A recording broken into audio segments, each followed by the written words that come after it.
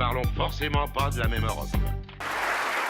Merci de nous retrouver ici à Bruxelles, au Parlement européen, avec Jean Arthuis, Katialine Landaburu et Jean Quatremer. Après 60 ans de construction européenne, les expatriés sont encore confrontés à des problèmes de vie quotidienne. Alors, le remboursement des soins, la portabilité des droits à la retraite, la formation, la mobilité. Alors, quels sont les enjeux européens concrets de terrain dans cette campagne des législatives?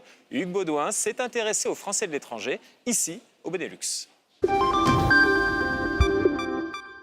Mais que fait donc l'Europe? Question que doivent souvent entendre les 18 candidats de la circonscription Benelux.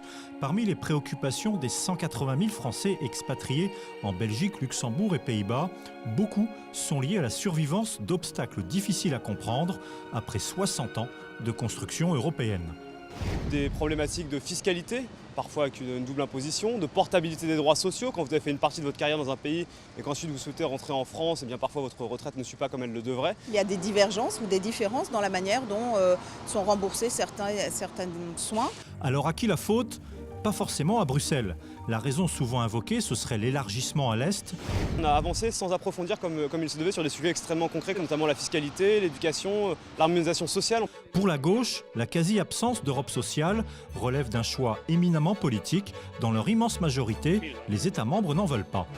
On a atteint, j'ai envie de dire, un espèce de plafond de verre parce l'Europe, le projet européen a dérivé d'un projet de solidarité, de coopération entre les peuples, vers un projet ultra néolibéral et très très violent.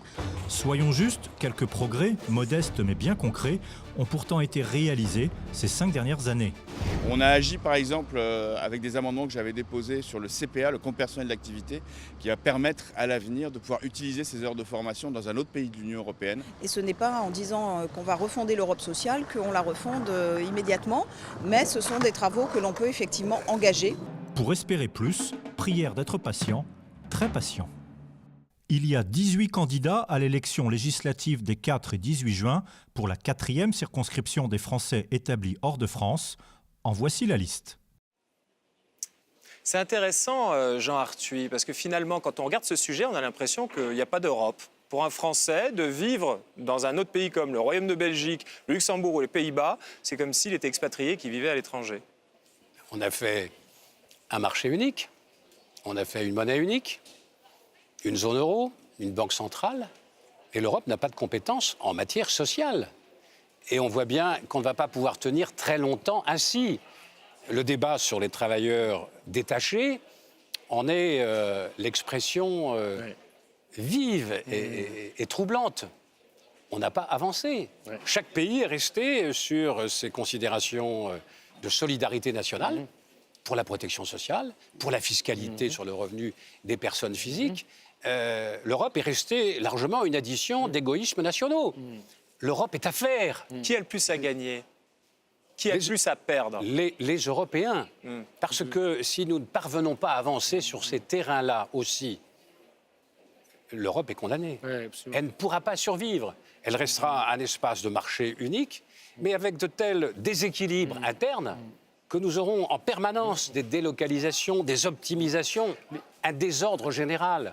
On tirera tout le monde vers le bas. Sur quoi on peut avancer concrètement? On peut avancer concrètement si enfin on ouvre un débat devant l'opinion publique en Europe. Il n'y a pas d'opinion publique européenne.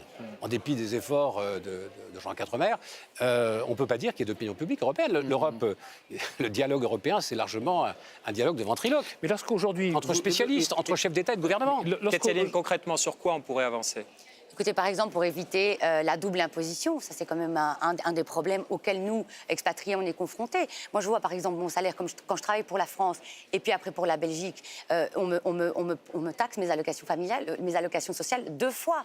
Donc il y a beaucoup de choses extrêmement pratiques. C'est des conventions bilatérales, là. Oui, c'est des conventions bilatérales, mais qui pourraient être. C'est pas l'Europe. Sachant qu'on rappelle que sur les questions de fiscalité, c'est très difficile d'avancer parce qu'il faut l'unanimité pour la. Mais si on veut réconcilier l'Europe avec ses citoyens, ce sont des choses extrêmement pratiques auxquelles tous les citoyens doivent faire face dans leur vie quotidienne qu'il faut améliorer. C'est les citoyens qui feront pression sur les chefs d'État et de gouvernement pour qu'enfin on bouge.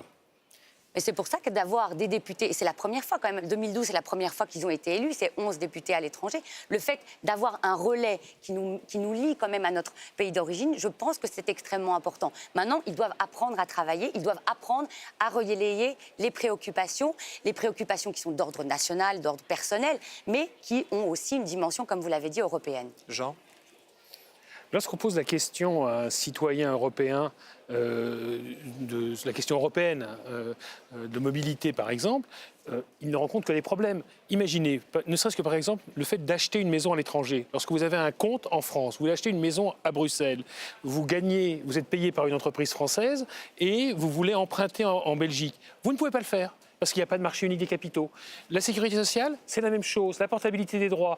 Là, par exemple, imaginez, vous êtes envoyé en tant que Français comme travailleur détaché en Bulgarie. Il y a des banques en Belgique qui vous permettent aucune banque d'acheter à l'étranger et d'emprunter en Belgique. Oui, à partir du moment où vous pouvez donner une hypothèque, donc une hypothèque sur un bien que vous possédez en Belgique. Sinon, ils ne vous prêtent pas pour l'étranger. Donc, si vous devez déjà être propriétaire dans le pays pour pouvoir emprunter, pour acheter, par exemple, je sais pas, en Espagne ou au Portugal.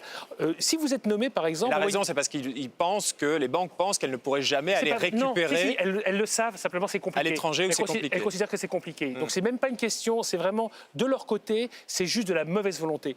Ici, vous êtes envoyé par votre entreprise, par exemple, en Bulgarie. Donc, vous passez au bout de 5 ans au régime social bulgare, parce que vous n'êtes plus détaché, vous êtes expatrié.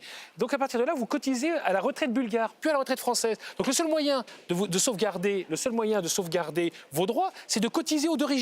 Et tout est comme ça. Pourquoi ? Parce que les États ne veulent pas céder un centime sur les cotisations sociales qu'ils perçoivent. Après la pause, un youtubeur nous livre sa solution pour accueillir les réfugiés en Europe.